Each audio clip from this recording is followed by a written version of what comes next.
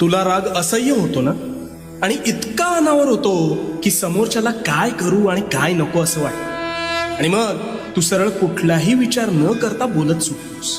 हो ना? पण हा राग म्हणजे तू स्वतःच स्वतःभोवती लावलेली आग आहे, हे तुला ठाऊक आहे का?